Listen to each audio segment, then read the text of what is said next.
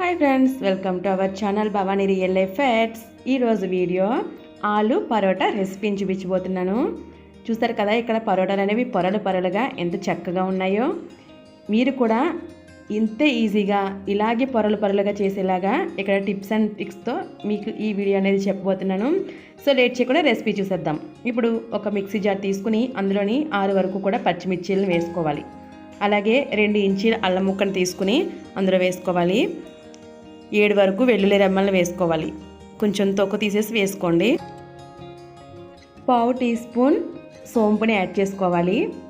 1/2 tea spoon జీలకర్రని వేసుకోవాలి. ఇప్పుడు వీటన్నిటిని కూడా కోర్స్గా గ్రైండ్ చేసుకోవాలి. ఇప్పుడు ఈ పేస్ట్ని పక్కన పెట్టి ముందుగా మనం ఒక 2 బంగాళదుంపలను ఉడికించుకుని ఇలా తొక్క తీసుకుని కాసేపు గుడ్డ మీద ఆరబెట్టి తీసుకోవాలి. వాటిని నేను ఇక్కడైతే ఇలా కట్ చేసి మిక్సీ జార్లో అయితే వేస్తున్నాను.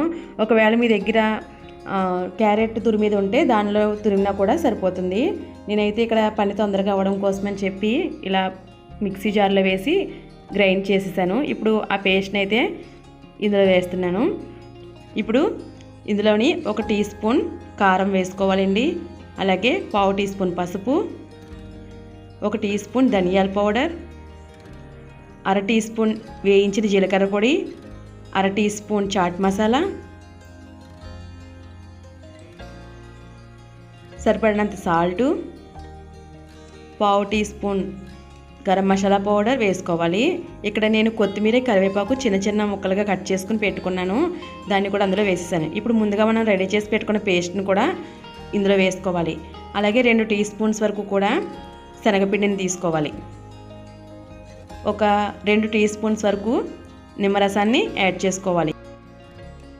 ఇప్పుడు ఇవన్నీ కూడా ఈ బంగాళదుంప పేస్ట్ అలాగే మనం తీసుకున్న మసాలా, కారం అన్నీ కలిసిపోయేలాగా మొత్తము కూడా ఒకసారి బాగా కలుపుకోవాలి. ఆ తర్వాత దీనిలోని గోధుమ పిండిని యాడ్ చేసుకోవాలి. బంగాళదుంపల్లో మిక్సీ పట్టినప్పుడు జిగురుగా అనిపిస్తుంది కాబట్టి ఆ పిండి మధ్యలో అతుక్కుంటూ ఉండకుండా ఉండడానికి 2 టేబుల్ స్పూన్స్ వరకు కూడా ఆయిల్ని వేసుకుని కలుపుతూ ఉండాలి. ఇక్కడ మనం పిండిని కలపడానికి ఎటువంటి వాటర్ మనం బయట నుంచి వేసే అవసరమే లేదండి. ఇక్కడ బంగాళదుంపలో ఉండే వాటర్ అనేది ఈ పిండి కలవడానికి సరిపోతుంది. కాబట్టి అసలు వాటర్ అనేది యాడ్ చేయకుండా ఈ పేస్ట్లోనే మనం పిండిని ఎంతైతే కలుస్తుందో అంతా కలుపుకోవాలి. మధ్యలో అవసరమైతే కాస్త ఆయిల్ కూడా వేసుకోవాలి. చివరిగా ఇలా పిండి ముద్ద అయితే రెడీ అయింది కదా. ఇప్పుడు దీని మీద కాస్త ఆయిల్ని అప్లై చేసుకోవాలి. ఇప్పుడు దీని మీద ఒక తడి క్లాత్ను వేసి 30 నిమిషాల వరకు రెస్ట్ ఇవ్వాలి. 30 నిమిషాల తర్వాత పిండిని తీసి దీన్ని ఇంకొకసారి బాగా చేత్తోని మెదపాలి. ఆ తర్వాత ఇలా పరోటాలు ఎంత సైజు అయితే కావాలో ఆ సైజులో బాల్స్ని చేసుకోవాలి. ఇక్కడ నేను పెద్ద సైజులోనే బాల్స్ అయితే చేస్తున్నాను. ఇప్పుడు ఇలా చేసిన బాల్స్ని గోధుమ పిండిలో వేసుకుని కాస్త పొడి పిండిని చల్లుకొని ఇలా పరోటాలుగా ఒత్తుకోవాలి.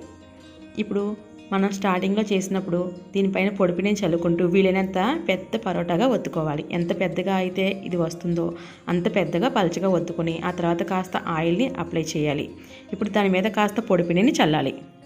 ఇక్కడ నేను గోధుమ పిండిని చల్లుతున్నాను. ఆ తర్వాత దీన్ని ఒక మడత పెట్టుకొని మళ్ళీ పైన కూడా సేమ్ ప్రాసెస్గా కాస్త ఆయిల్ని 1 సైడ్ రాసుకుని ఆ తర్వాత కాస్త పొడిపిండిని చల్లి దీన్ని ఇంకొక మడత వేసుకోవాలి. ఇలా మడత వేసిన తర్వాత ఇది సమోసా షేప్ అయితే వస్తుంది. ఇప్పుడు ఈ షేప్లోని మనము మరీ పలుచగానే కాకుండా అలాగని మరీ గట్టిగానే కాకుండా చపాతీలుగా ఒత్తుకోవాలి ఈ పరోటాలని. ఇప్పుడు ఇలా ఒత్తుకున్న పరోటాని బాగా హీట్ ఎక్కిన పెనం మీద మాత్రమే వేసి ఆ తర్వాత చుట్టూ కాస్త ఆయిల్ని వేసి కాల్చాలి. పెనం హీట్ ఎక్కకపోతే పరోటాలు గట్టిగా వచ్చేస్తాయి. కాబట్టి పరోటాలు కాల్చినప్పుడు ఇలా వెంటనే వేసిన తర్వాత ఒకే వైపు వదిలేయకుండా అటు ఇటు తిప్పుతూ కాల్చాలి.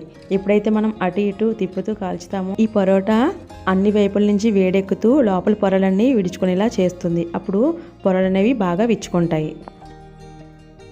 అలాగే మిగతా పరోటాలన్నీ కూడా ఇదే ప్రాసెస్లో ఒత్తుకోవాలి. ఈ పరోటా పిండిని నానబెట్టిన తర్వాత మూత తీసి చూసినప్పుడు మీకు ఈ పిండి కాస్త పలుచగా ఉన్నట్టుగా వేళ్ళకి అతుక్కున్నట్టుగా అనిపించినప్పుడు కాస్త మీరు ఇందులోని మళ్ళీ గోధుమ పిండిని కలుపుకొని పిండి కన్సిస్టెన్సీ అనేది పరోటాలకి తగ్గినట్టుగా అడ్జస్ట్ చేసుకోవచ్చు. ఇక్కడ పెనం హీట్ ఎక్కిన తర్వాత మీడియం టు లో ఫ్లేమ్లో మాత్రమే పరోటాలని కాల్చినట్టయితే చూడండి ఎంత చక్కగా పొంగుతున్నాయో.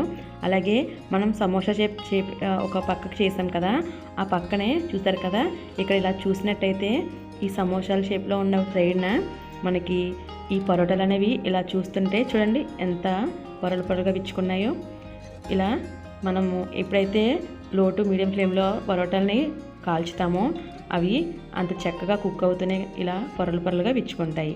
చూడండి లోపల కొత్తిమీర మనం కొంచెం ఇంగ్రీడియంట్స్ అన్నీ వేసి గ్రైండ్ చేసాం కదా కోర్స్గా, అవన్నీ ఎంత చక్కగా కనిపిస్తున్నాయో. చూసారు కదండి ఎంత చక్కగా పరోటాలు అనేవి ఇంట్లో మనం రెడీ చేసుకోవచ్చో. ఈ పరోటాలకి ఎటువంటి చట్నీ అది లేకుండా కూడా మనం నార్మల్గా తిన్నా కూడా ఇవి చాలా టేస్టీగా ఉంటాయి. ఒకవేళ మీరు వేసుకోవాలి అనుకుంటే ఇంట్లో మన ఉండే నిల్వ పచ్చళ్ళు ఉంటాయి కదా, ఆవకాయ అటువంటి పచ్చళ్ళు ఏమన్నా వేసుకుని కూడా తినచ్చు. ఈ వీడియో కనుక మీకు నచ్చినట్టయితే తప్పకుండా లైక్ చేయండి. అలాగే మీరు కనుక ఫస్ట్ టైం నా ఛానల్ చూస్తున్నట్టయితే please subscribe my channel friends. మరొక వీడియోలో కలుసుకుందాం. అంతవరకు ఉంటాను మరి. Thanks for watching.